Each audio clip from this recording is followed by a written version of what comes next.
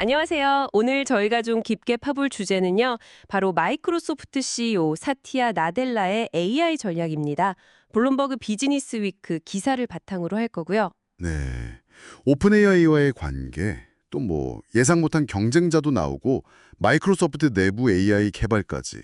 맞아요. 그 복잡한 이야기들, 그 핵심 전략을 한번 제대로 파헤쳐 보려고 합니다. 준비되셨죠? 네, 그럼요. 이 기사를 보면 단순히 기술 경쟁 얘기가 아니에요. AI 시대를 맞는 마이크로소프트의 그 큰 그림, 특히 나델라의 비즈니스 철학이 잘 드러나 있거든요. 기술 자체보다는 그 시장 전략, 플랫폼 구축 이런 쪽에 더 방점이 찍혀 있는 것 같기도 하고요. 그렇죠. 그의 생각을 좀 엿볼 수 있는 기회죠. 자, 그럼 그 이야기 시작점, 지난 1월 다보스 포럼으로 가볼까요? 이때 중국 스타트업 딥시크가 시장을 확 놀라게 했잖아요. 네, 정말 충격이었죠. 오픈 AI랑 성능은 비슷한데 가격은 뭐 거의 30분의 1 수준이었으니까요. 게다가 오픈 소스로 공개를 해버렸으니 이건 뭐 단순 가격 파괴가 아니라 판을 흔드는 거였는데 나델라 반응은 어땠습니까? 그게 재밌는 부분인데요. 보통은 위협으로 보고 견제할 법도 한데 오히려 기회로 본 것 같아요. 기회요? 네, 보안 검토 딱 끝내고 나서 오히려 빨리 출시해라 이렇게 지시를 했다는 거예요. 마이크로소프트 클라우드, 애저에 바로 탑재하도록요. 와, 그건 특정 AI, 그러니까 오픈 AI에만 얽매이지 않겠다는 의지를 보여주는 거네요. 정확합니다. 경쟁자까지 끌어안아서 이제 애저를 그야말로 AI 백화점처럼 만들겠다 이런 전략이죠. 들어보니까 이미 메타, 코히어, 미스트랄 뭐 이런 모델들 포함해서 1,900개가 넘게 있다면서요. 네.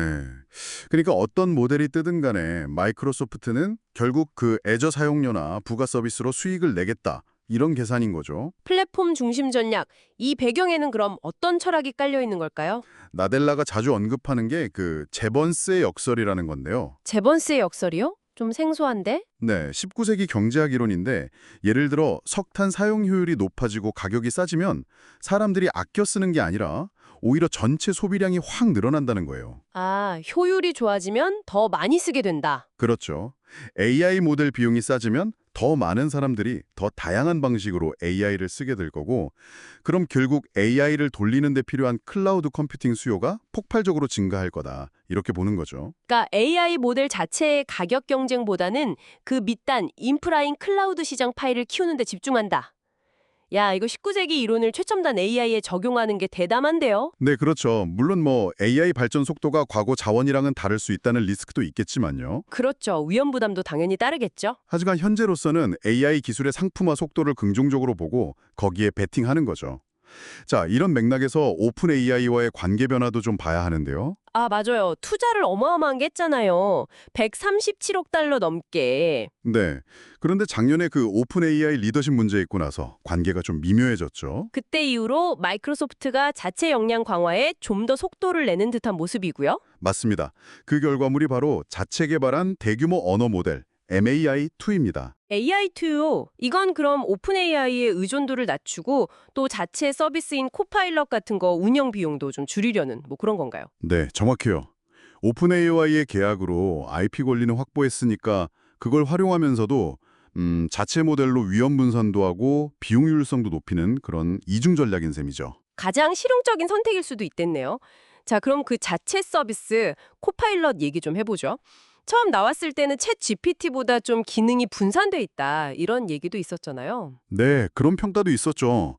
근데 최근에는 특히 기업 시장에서 반응이 꽤 괜찮다고 해요. 오, 어떤 변화가 있었길래요? 일단 뭐 초기 피드백 반영해서 개선도 했겠지만 기업들이 중요하게 생각하는 거 있잖아요. 보안이나 규정 준수 같은 거. 아, 그쵸. B2B에서는 그게 핵심이죠. 네. 그런 강점을 부각하고 또 최근에는 그 반복적인 사무 업무 자동화 기능이 좋은 평가를 받고 있더라고요. 네슬레 같은 경우는 뭐 코파일럿 써서 직원 한 명당 하루 10분씩 절약한다 뭐 이런 구체적인 얘기도 나오고요. 하루 10분이면 쌓이면 엄청난데요. 근데 재밌는 게 마이크로소프트가 코파일럿 안에 어떤 AI 모델이 돌아가는지는 굳이 말을 안 한다면서요. 맞아요. 그 비율을 들더라고요. 자동차 살 때 소비자가 엔진 종류 하나하나 따지기보다는 그냥 전체 성능이랑 가격 보고 사지 않냐고요. 하하, 그 비유 재밌네요. 결국 성능만 좋으면 된다. 뭐 이런 자신감인가요? 뭐 그렇게 볼 수도 있겠죠. 그리고 더 나아가서 최근에 인수한 그 인플렉션 AI 있잖아요. 네, 기술이랑 인력 인수했죠. 그게 또 주목할 만한 움직임이에요. 기존의 생산성 도구를 넘어서 좀 더 감성적이고 개인적인 상호작용, 이런 거라는 AI 개발에도 힘을 싣거든요. 사용자랑 좀 더 정서적인 유대를 만들어서 차별화하려는 시도군요. 네, 기술 경쟁을 넘어서는 거죠. 근데 이렇게 기술이 발전하면 결국 일자리 문제는 어떻게 될까? 이 걱정도 크잖아요. 나델라는 이 부분은 어떻게 보던가요? 힘든 대체와 변화가 있을 거라는 건 인정을 해요. 하지만 장기적으로는 산업혁명 이상의 사회적 혜택을 가져올 수 있다. 이렇게 좀 낙관적으로 보는 편이고요. 결국 AI가 만들어낼 그 풍요를 어떻게 사회 전체의 가치로 연결하느냐, 그게 중요하다는 거군요. 맞습니다. 오늘 쭉 살펴본 마이크로소프트의 행보는 정말 복잡한 방정식을 푸는 과정 같아요. 오픈 AI와의 관대 조율, 자체 기술 개발, 또 딥시크 같은 외부 모델의 과감한 수용까지. 그렇죠. 결국 핵심은 특정 AI 기술 하나가 아니라 애저라는 플랫폼으로 AI 시대 전체를 잡겠다, 이런 전략적 선택으로 보이네요. 네. 그리고 나들라가 제시한 그 제번스의 역설 기반 예측. 과연 AI 효율성이 높아지는 게 전체 파일을 키우는 결과로 이어질지, 이걸 지켜보는 게 상당히 흥미로운 포인트가 될 것 같습니다. 정말 마이크로소프트의 야심은 AI 기술 자체가 아니라 그 기술이 돌아가는 판, 즉 인프라를 장악하겠다는 걸로 요약되겠네요. 자, 여기서 마지막으로 여러분께 질문 하나 던지면서 마무리할까 합니다. 기사 말미에도 나왔던 얘기인데요. 네. 만약 AI가 정말 고도로 발전한다면요, 우리는 창업자 100명이 필요한 스타트업 대신에 창업자 딱 1명이랑 아주 강력한 AI, 이렇게 구성된 스타트업 100개가 등장하는 그런 미래를 맞이하게 될 수도 있지 않을까요? 이 가능성에 대해서 한번 생각해 보시면 어떨까 싶습니다.